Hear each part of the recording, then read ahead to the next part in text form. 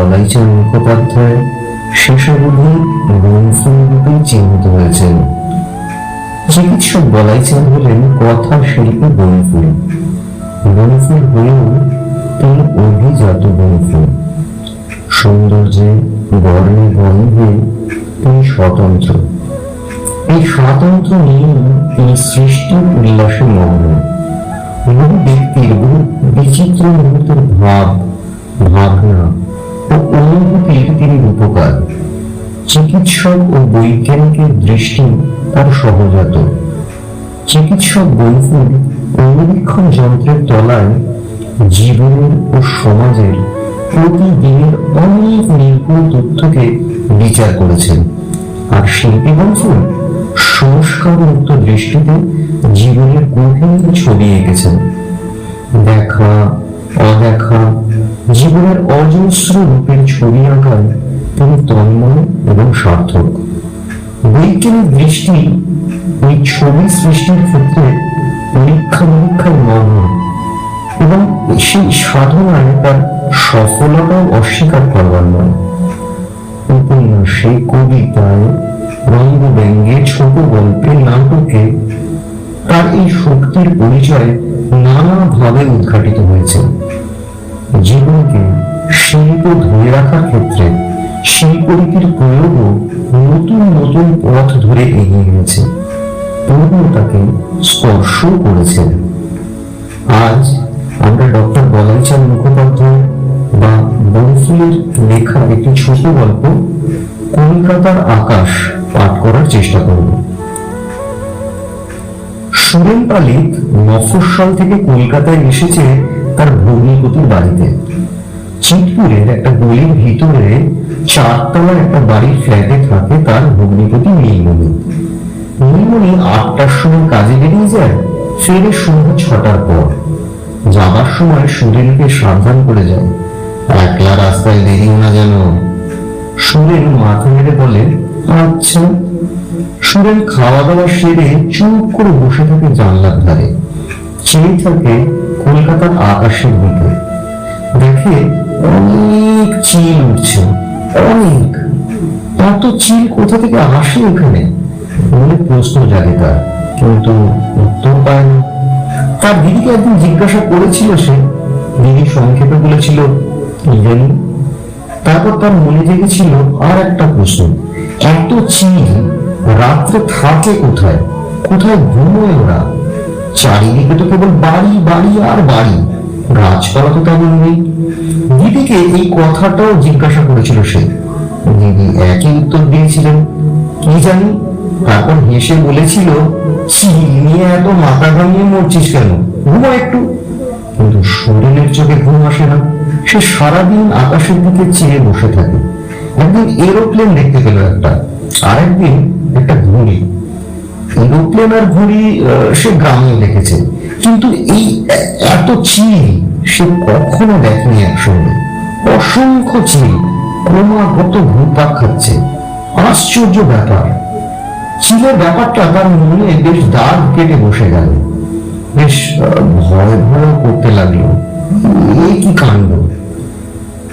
সুরেনের বয়স বেশি নয়, 8 বছর মাত্র। তাদের বাড়ি হুগলি জেলার এক অজ পাড়া গায়ে। বাড়ির পিছনে পুকুর, পাশে শিব মন্দির। মন্দিরের পাড়ে তাল গাছের সারি। তাছাড়া আরো নানান রকম ঝোপ ঝাপ, নানান রকম পাখি, চড়ুই, শালিক, টিয়া, হলদে পাখি, দোয়েল, বুলবুলি, কোকিল, কত রকম পাখি দেখেছে সে সেখানে। মাঝে মাঝে 2-1টা শিয়ালও। কিন্তু এখানে কেবল চিল আর কাক। পায়রাও আছে, কিন্তু চিলই বেশি। তার ভগ্নিপতি নীলমণি বাবু অফিস থেকে ফিরে এসে রোজই এক কথা বলে, কাছাকাছি স্কুলে কোনো সিট পাওয়া যাচ্ছে না। কলকাতায় স্কুলে পড়বে বলে সুরেন এসেছে। কলকাতায় অনেক স্কুল, কিন্তু নীলমণি সুরেনকে দূরে পাঠাতে চায় না। তার ভয় হয় পাড়া গাঁয়ের ছেলে ট্রামে বাসে চড়তে পারে না, হয়তো কোথাও হারিয়ে যাবে। এইভাবে দিন কাটছিল। রোজই একই জিনিসের পুনরাবৃত্তি। দিনের বেলা জানলার ধারে বসে চিল দেখা, আর সন্ধ্যাবেলা নীলমণি বাবুর মুখে শোনা স্কুলে সিট পাওয়া যাচ্ছে না। দিন কত পরে পাড়ার বীরেনের সঙ্গে ভাব হলো তার। বীরেন বয়সে কিছুটা বড়, একেবারে চৌকস ছেলে, কত খবরই যে রাখে, খেলার খবর, সিনেমার খবর, কোথায় কবে প্রসেশন বেরোবে তার খবর, সমস্ত তার মুখদর্পণে। পরনে হাফ প্যান্ট, হাফ শার্ট, পায়ে চপ্পল, মাথার চুল অদ্ভুত কায়দায় ছাঁটা, পিছনে কিচ্ছু নেই, সামনে গোছা গোছা। বীরেন এক নজরেই বুঝে গেল সুরেন কি চিজ। ওকে কাট লাগিয়ে দেওয়া কত সহজ। নানান রকম লম্বাই চড়াই করতে লাগলো সে সুরেনের কাছে। কি করে সে স্কুলের বুড়ে মাস্টার বিশ্বম্ভর বাবুকে এক ধমক দিয়ে থ করে দিয়েছিল, কি করে স্কুলের দুর্জয় সেন্টার ফরওয়ার্ড ধিউ স্যান্ডেলকে লেঙ্গি মেরে কাত করে দিয়েছিল, কোন সিনেমা স্টারের 12টা বেজে গেছে, কোন ক্রিকেট টিমের পর্দা পড়ছে এবার, এই ধরনের গল্প করে সুরেনকে অবাক করে দিত সে। সুরেন হাঁ করে তার কথা শুনতো, আর যা শুনতো তা বিশ্বাস করত। সুরেন একদিন তাকে জিজ্ঞাসা করলো, আচ্ছা ভাই, একটা কথা বলতে পারো, এখানে দিনের বেলায় আকাশে এত চিল ওড়ে কেন, আর রাত্রিবেলায় বা ওরা যায় কোথায়? সব জানতা হাসি হেসে বীরেন বলল, হো তাও জানো না বুঝি? জানবেই বা কি করে, রোজ পাড়া গায়ে থাকো তো, ওসব চিল সাধারণ চিল নয়। তখন ওরা মানুষ, চোর, ডাকাত, ব্ল্যাক মার্কেটিয়ার, রাত্রে চুরি ডাকাতি করে, চোরা বাজারে ঘুরে, আর দিনের বেলা আকাশে চিল হয়ে ওঠে। সুরেনের চোখ দুটো বড় বড় হয়ে গেল। মানুষ চিল হয় কি করে? তা জানো না বুঝি? জানবেই বা কি করে? ওদের প্রত্যেকের এক একটি করে গুরু আছে, সে গুরুরা মন্ত্র বলে ওদের চিল করে দেয়। সেই মন্ত্রের নাম ছো মন্ত্র।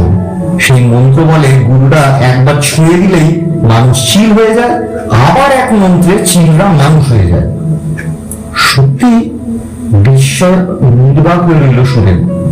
বীরেনের কথা অবিশ্বাস করার শক্তি ছিল না সুরেনের। বীরেন চলে যাওয়ার পর আকাশের দিকে চেয়ে রইল সে। এত চিন, সব চোর ডাকাত, ভয় ভয় করতে লাগলো তার। এর দিন পরে আরো একটা লোমহর্ষক কাণ্ড ঘটল। ছাত্ররা নাকি শোভাযাত্রা করে যাচ্ছে, পুলিশ তাদের উপর গুলি চালিয়েছে। হতাহতের সংখ্যা অনেক। হাত পা নেড়ে বিরাট বক্তৃতা করে গেল বীরেন। সুরেন হাঁ করে শুনতে লাগলো তার কথা। পুলিশ গুলি চালিয়েছে কেন? আরে কি বোকা, ওরা গুলি চালাবার জন্যই মাইনে পায়, গুলি চালাবে না? চুপ করে রইল সুরেন। তার আর একটা কথা জিজ্ঞাসা করতে ইচ্ছে করছিল, ছাত্রেরা শোভাযাত্রা করেছে কেন, শোভাযাত্রা মানে কি? কিন্তু বীরেনের কাছে নির্বুদ্ধিতা প্রকাশ করতে তার লজ্জা হলো। চুপ করেই রইল। সেদিন সন্ধ্যাবেলা সে চুপ করে বসেছিল জানলার ধারে। একটিও চিল নেই আকাশে। এতক্ষণে সব মানুষ হয়ে গেছে বোধহয়। ছোড়াছুড়ি নিয়ে কিলবিল করছে কলকাতার অলিতে গলিতে। সর্বাঙ্গ শিউরে উঠল তার। তারপর দেখতে পেল দু একটা তারা মিটমিট করে জ্বলছে। হঠাৎ তার মনে পড়ল সন্ধ্যা তারাকে। তাদের গাজীপুরে এই সময় রোজ দেখা যেত তাকে। বারান্দায় বসে দেখতে পেত। শিব মন্দিরের চূড়োর পাশে দপদপ করে জ্বলত রোজ, অনেকক্ষণ ধরে জ্বলত। তারপর তাল গাছটার আড়ালে গা ঢাকা দিয়ে থাকতো খানিকক্ষণ, তারপর আবার বেরোতো। সুরেনের মনে হতো তার সঙ্গে যেন ও লুকোচুরি খেলছে। কিন্তু এখানে কোথায় গেল সে সন্ধ্যা তারা? অপ্রত্যাশিত দৃষ্টি মেলে আকাশের দিকে চেয়ে রইল সে। তারপর দিন জিজ্ঞাসা করলো বীরেনকে, আচ্ছা ভাই, এখানে সন্ধ্যা তারা দেখা যায় না? দেখা যায় বই কি, আমি তো একদিনও দেখতে পাইনি। তুমি হামরাম, তাই দেখতে পাওনি। আচ্ছা, আজ সন্ধ্যার সময় দেখিয়ে দেবো তখন তোমাকে। সন্ধ্যার সময় বীরেন এসে গেল তাকে নিয়ে ছাদে। ওই দেখো, সুরেন দেখলো রাস্তার ওপারে প্রকাণ্ড দুটো বাড়ি দৈত্যের মতো দাঁড়িয়ে আছে। একটা বাড়ির ছাদের উপর থেকে বিরাট সজারুর কাঁটার মতো অনেক কাঁটা বেরিয়ে আকাশে যেন খোঁচা মারছে। ওগুলো কি? ম্যারাপ বেঁধেছে। বিয়ে হবে বোধহয়। বিয়ে হবে? কই, আমরা তো শুনিনি, আমাদের তো নিমন্ত্রণ করেনি। হাঁদুরাম কোথাকার, তোমাদের নেমন্তন্ন করতে যাবে কেন? তোমরা কি ওদের আত্মীয়? কলকাতায় আত্মীয়দের অনেকে করে না, এ কি তোমাদের পাড়াগা পেয়েছো? সুরেন কেমন যেন একটু বিমর্ষ হয়ে গেল, চুপ করে চেয়ে রইল ম্যারাপের দিকে। আকাশে খোঁচা মারছে কেবলই মনে হতে লাগলো তার। সন্ধ্যা তারা কোথায়? ওই যে দুটো বাড়ির ফাঁকের মাঝখানে, দেখতে পাচ্ছ না? প্রকাণ্ড দুটো বাড়ির মাঝখান দিয়ে আকাশের যে চিলতেটুকু দেখা যাচ্ছিল, সেই দিকে দেখাতে লাগলো বীরেন। ওই যে দেখতে পাচ্ছ না, ওই সন্ধ্যা তারা। আমাদের বাড়িতে সন্ধ্যা তারা উঠে শিব মন্দিরের চূড়োর পাশে দপ দপ করে জ্বলে। কি তার রূপ, এ তো টিম টিম করছে। হাদুরাম, এটা পাড়াগা নয়, এ কলকাতা। সুরেনের মনে হলো ওই ম্যারাকওয়ালা বাড়িটার ভয়ে সন্ধ্যা তারা হয়তো ছোট হয়ে গেছে, কাঁপছে। সেই দিনই সন্ধ্যাবেলা নীলমণিবাবু খবর আনলেন একটা সিট অনেক কষ্টে পাওয়া গেছে। কেরানিকে নাকি নগদ 5 টাকা ঘুষ দিতে হয়েছে। এরপর সুরেন যা করলে তা কেউ প্রত্যাশা করেনি। সে বললে, আমি এখানে পড়বো না, আমি গ্রামের পাঠশালাতেই পড়বো। ওসব আবদার চলবে না, তোমার বাবা তোমাকে এখানে পাঠিয়েছেন, এইখানেই পড়তে হবে। সিট জোগাড় করতে নাজেহাল হতে হয়েছে আমাকে। তারপর দিন সুরেনকে জোর করে স্কুলে নিয়ে গেল নীলমণি। সুরেন কিছুতেই যাবে না, হাত ধরে জোর করে টানতে টানতে নিয়ে যেতে হলো তাকে। রাস্তার ধারেই স্কুল।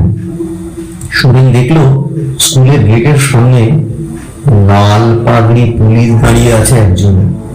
দেখে বুকের রক্ত হিম হয়ে গেল তার। ওরা গুলি চালাবার জন্য মাইনে পায়। তারপর স্কুলে ঢুকেই দেখতে পেল সারি সারি 3টে চিল বসে আছে স্কুলের কার্নিশের ধারে। আমি এখানে থাকতে পারবো না, আমাকে ছেড়ে দাও জামাইবাবু, ছেড়ে দাও। এক ঝটকায় হাত ছাড়িয়ে ছুটে বেরিয়ে গেল সে রাস্তায়। আর সঙ্গে সঙ্গে চাপা পড়লো একটা ছুটন্ত ট্যাক্সির চাকার তলায়।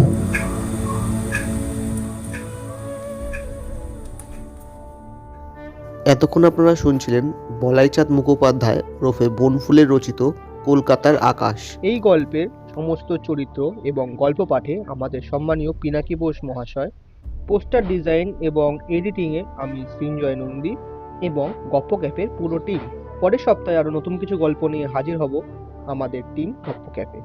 ততক্ষণ সঙ্গে থাকুন এবং শুনতে থাকুন গপ্প ক্যাফে। ধন্যবাদ।